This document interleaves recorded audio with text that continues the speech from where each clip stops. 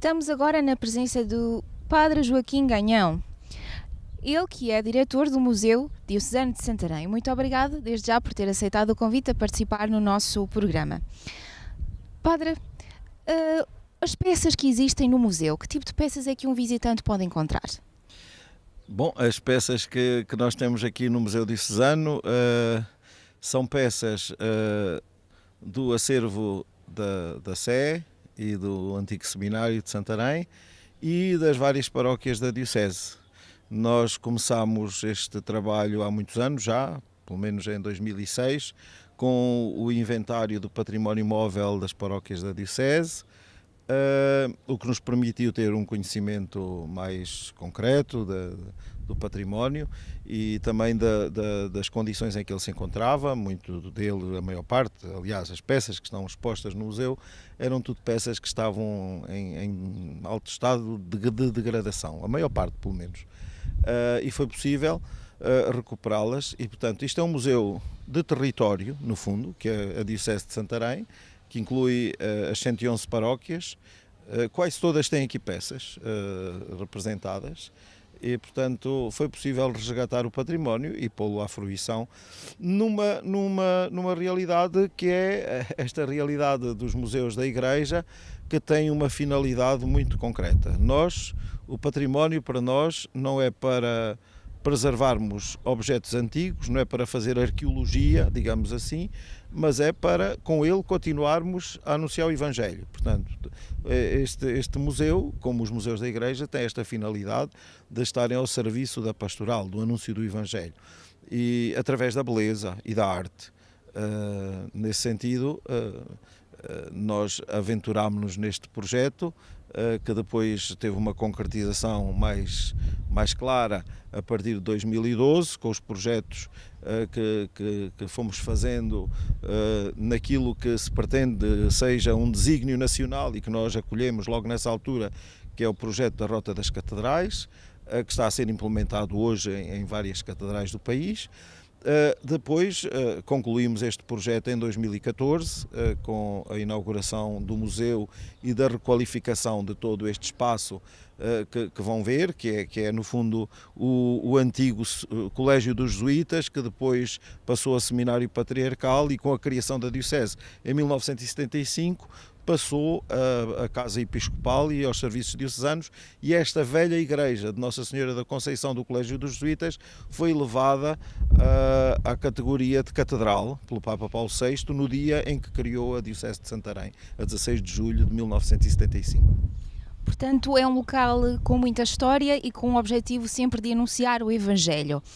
Parte deste anunciar o Evangelho, e em especial em Santarém, há a influência do Santíssimo Milagre. Bom, é preciso ter em conta que Santarém, na Idade Média, chegou a ter 15, 18 conventos e mosteiros. Ainda temos muitas igrejas que restaram desse património e há, digamos assim, 3 grandes devoções que estruturam a piedade cristã na cidade de Santarém. Uma delas é o Milagre. Outra delas é aqui esta igreja que temos aqui atrás de nós, ou à nossa frente, que é a igreja de Nossa Senhora da Piedade, onde se deu o célebre milagre da Virgem da Piedade, quando da Batalha do Ameixial, em que o rosto de Nossa Senhora se uniu ao rosto de Jesus, e está lá nesta imagem que é guardada nesta igreja, que é uma das joias do barroco. Depois temos, ainda antes, a grande devoção do povo de Santarém, sobretudo na zona da Ribeira de Santarém, ao Cristo do Monte Irás, que é uma peça que vão ver depois no museu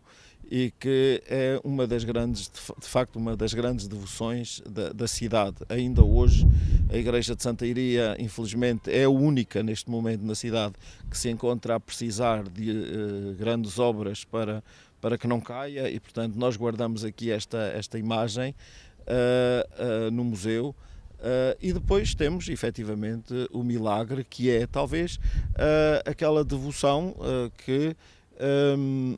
mais gente atrai a Santarém até aos nossos dias. Peregrinos de todas as partes do mundo acorrem ao Santuário do Santíssimo Milagre. Portanto, são, no fundo, eu gosto de falar destas 3 devoções que estruturam a piedade cristã ao longo dos séculos na cidade e que ainda se mantêm muito vivas, sobretudo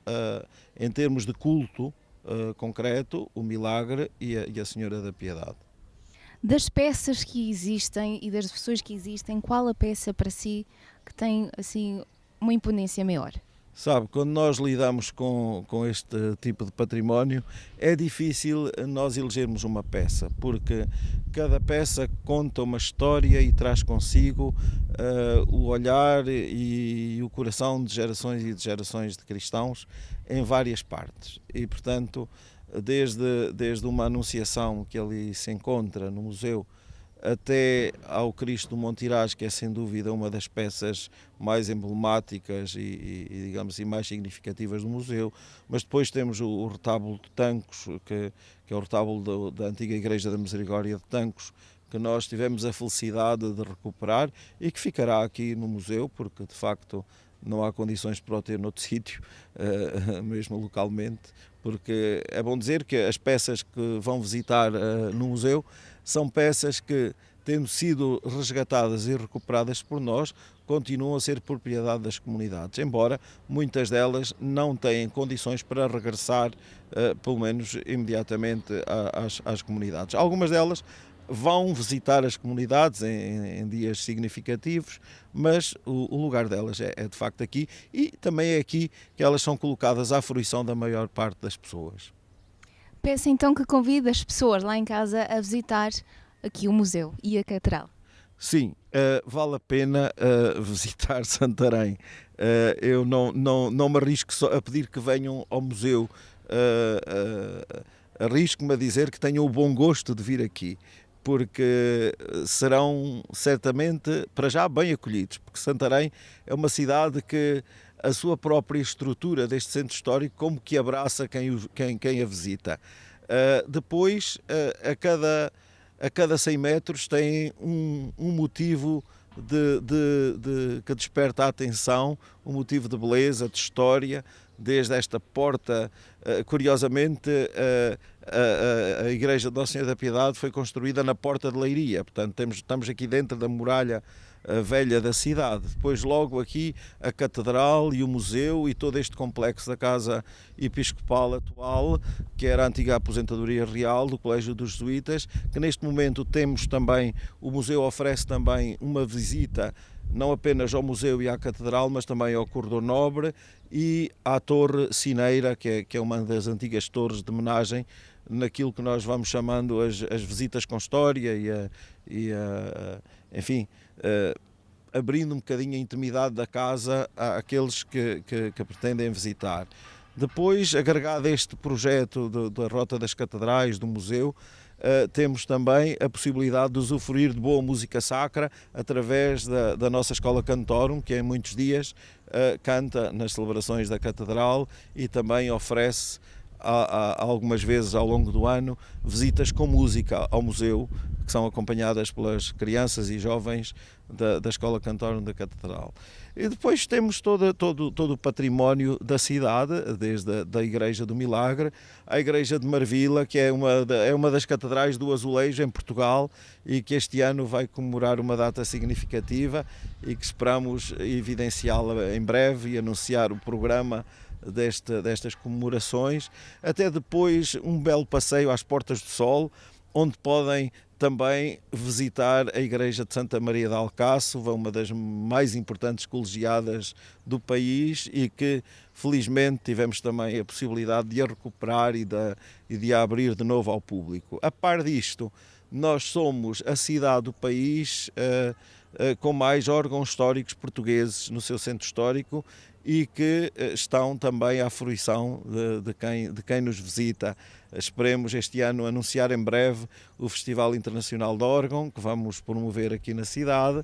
Enfim, e não nos faltarão certamente aqui lugares de visita. Por outro lado, para os cristãos mais, digamos assim, mais atentos e que gostam também de visitar outros lugares, Temos também, guardamos aqui, não nos podemos esquecer que foi aqui que nasceu também a Madre Luísa Andaluz, fundadora das Servas de Nossa Senhora de Fátima, e que na casa onde nasceu continua a ter também a sua memória e que também é um lugar simpático de visita. Enfim, a par disto temos muitos outros lugares. Além disto e além deste património todo, temos também no âmbito mais, digamos assim, laico, temos também a Casa Museu Passos Canavarro, temos o Museu Branco Campo Freire, que é a Biblioteca Municipal, que vale muito a pena visitar também. E, enfim, temos um centro de interpretação também junto às Portas do Sol. E a par disto temos, por que não dizê-lo também, temos muitos motivos também gastronómicos, porque Santarém é também conhecida como uma das capitais da gastronomia, que hoje há capitais da gastronomia por todos os lados, mas também é um dos emblemas da cidade. Para nos falar da Sé Catedral, temos a presença da doutora Eva. Doutora Eva, muito obrigada por ter aceitado este convite. A Sé Catedral passou por vários processos, várias remodelações. Como é que foi o início? Bem, nós estamos num edifício que tem uma origem na Companhia de Jesus. A partir de 1609 há um jesuíta, armeiro-mor do reino, que destina toda a sua fortuna familiar para financiar a construção deste edifício e, portanto, desde essa altura se iniciam todos os procedimentos que a própria companhia tinha por hábito de realizar para procurar em Santarém um local para construir este colégio. Vão depois selecionar este local, onde estamos hoje, mas vão passar por uma grande dificuldade, pois escolheram um espaço que não estava disponível, podemos assim dizê-lo. Aqui estava instalado, à data, o segundo Paço Real que foi construído em Santarém. Portanto, terá sido no século XIII que na ala norte da vila, junto à muralha, houve a intenção e se realizou a construção desta nova zona, desta nova casa do rei. Diz-se até que para dar alguma proteção aos conventos das ordens mendicantes que entretanto tinham crescido fora da proteção dos muros da vila e, portanto, Santarém conheceu nessa época duas alcáçovas, podemos assim dizer. A Alcáçova Velha, na zona das Portas do Sol, na zona da reconquista cristã de Santarém, e depois, alguns anos mais tarde, esta Alcáçova Nova, assim chamada Alcáçova Nova de Santarém. Quando os jesuítas decidem que este é o local ideal para fazer esta construção do seu colégio, o que encontraram aqui já não foi um palácio real em condições, mas sim, como se diz nas memórias e na documentação histórica, um espaço arruinado, que teria ficado arruinado desde o trágico acontecimento que ficou para sempre ligado a esta casa, que foi a morte do infante Afonso, filho de Dom João II, que em 1491, estando aqui com o seu pai, sai desta casa no seu cavalo para passear junto ao Tejo e morre numa trágica queda. E, portanto, este espaço terá ficado associado a esse episódio fatídico e, portanto, de alguma forma ao abandono, e isso terá destinado o lugar à ruína. E quando os jesuítas, depois de 1609, olham para este local, veem uma ruína e, portanto, veem um espaço disponível para fazer a sua construção. Como estamos a falar de uma casa do rei, estamos a falar também de uma necessidade de cedência régia desse local, e isso só vai ser concretizado em 1647, portanto umas boas décadas mais tarde, com o rei Dom João IV. Portanto, em 1647, Dom João IV cede definitivamente esta ruína aos jesuítas, e só a partir de então é que começam a desenhar-se os projetos, que serão alguns anos depois aprovados, e a construção inicia-se em meados do século XVII e vai prolongar-se até ao primeiro quartel do século XVIII. E, portanto, nós temos aqui uma construção ainda que se inicia num período maneirista, e depois todo o recheio artístico é já barroco, naquilo que nós conhecemos como o barroco português, sobretudo através do esplendor da talha dourada, que encontramos em 4 bonitos retábulos laterais. Nós temos uma sé com 8 capelas laterais, e, portanto, 4 delas nessa talha dourada, que nós conhecemos associando ao nosso barroco. Temos depois 2 bonitos tetos pintados, o da nave, um grande teto de uma nave ampla, que é o que encontramos também nesta organização arquitetónica, e um teto abobadado da Capela Mor, também com uma pintura em perspectiva muito interessante. Depois temos também outros pequenos grandes tesouros, que podemos destacar, sobretudo, a capela lateral dedicada à Senhora da Boa Morte. É um trabalho italiano, datado de 1740, de João António Bellini de Pádua, um escultor importante que trabalhou em Portugal na época, e é ele também que executa as 2 esculturas em mármore que estão na Capela Mor. E, portanto, são peças de exceção também pelo artista que as executa. A Capela Mor tem também um magnífico retábulo de embutidos em pedra, que depois poderão ver, com muitos pormenores. É também um trabalho muito interessante e com um grande destaque patrimonial e artístico dentro desta igreja. Sabemos também que os jesuítas acabaram por aproveitar pouco tempo a utilização deste espaço, porque poucos anos depois vão ser expulsos de Portugal, e este grande edifício fica nesse momento sem utilização, e é em 1780 que a Rainha Dona Maria I o doou ao Patriarca de Lisboa. Santarém pertencia, na altura, ao Patriarcado de Lisboa, e doou para que aqui se possa instalar o Seminário Patriarcal. E, portanto, até 1970, 72, funcionou aqui o Seminário Patriarcal, e o grande período de utilização é sempre associado à função de seminário. Com a criação da Diocese de Santarém, a igreja é elevada à catedral, e este espaço deixa de acolher o seminário. Os seminaristas da Diocese de Santarém estudam nos seminários do Patriarcado de Lisboa, e a partir de então há uma nova vida na utilização deste espaço, quer na igreja, que passou a catedral, que mantém a sua evocação original de Nossa Senhora da Conceição, que vem desde o tempo da Companhia de Jesus, e depois todas as outras áreas acabam por acolher os serviços diocesanos, uma das partes também a Casa Episcopal, e agora há esta nova vida desde 2014, com uma das áreas reabilitada e que passou a acolher um museu diocesano. A Sé é grande, é imponente, e quem entra vê então estas características todas a nível artístico. Qual é a percepção que tem da recepção das pessoas que a visitam? A Sé, podemos dizer que é o mote para toda esta reabilitação no âmbito da Rota das Catedrais, e depois para também a criação do museu. Ou seja, a Sé é sempre considerada como a peça de excelência que nós pretendemos mostrar, e, portanto, por esse motivo ela foi alvo de uma cuidada intervenção, desde a fachada até todos os altares laterais que necessitavam dessa reabilitação. E, portanto, é de facto pelo conjunto de património que integra e pela sua simbologia e pela mensagem associada a este património, de facto, é um espaço que, quando entramos, nós ou qualquer um dos visitantes, pelo menos por tudo o que temos percebido, é um espaço que esmaga, exatamente por essa qualidade do recheio artístico, mas depois também por essa qualidade da mensagem que quer proporcionar a quem observa com atenção e tenta perceber o significado. Nós temos uma iconografia muito associada a Nossa Senhora, desde a Imaculada Conceição, que é imponente logo no medalhão central do teto da nave, e depois temos nos altares laterais Nossa Senhora da Glória, Nossa Senhora das Graças, Nossa Senhora da Boa Morte, Nossa Senhora da Conceição. E depois toda uma iconografia associada à própria Companhia de Jesus, e, enfim, organizada, por exemplo, na mensagem do teto da nave,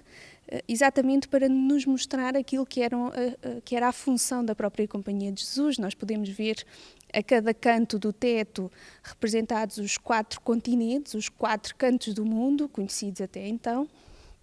e que nos recordam também uma função missionária que a Companhia assumiu sempre, não é? E que evangelizou pelos 4 cantos do mundo e, portanto, quer a beleza artística, mas depois a beleza da mensagem associada a cada uma destas peças, que pode ser vista individualmente ou em conjunto, de facto é esmagadora e é muito interessante de perceber e depois também de passar essa mensagem a quem nos visita.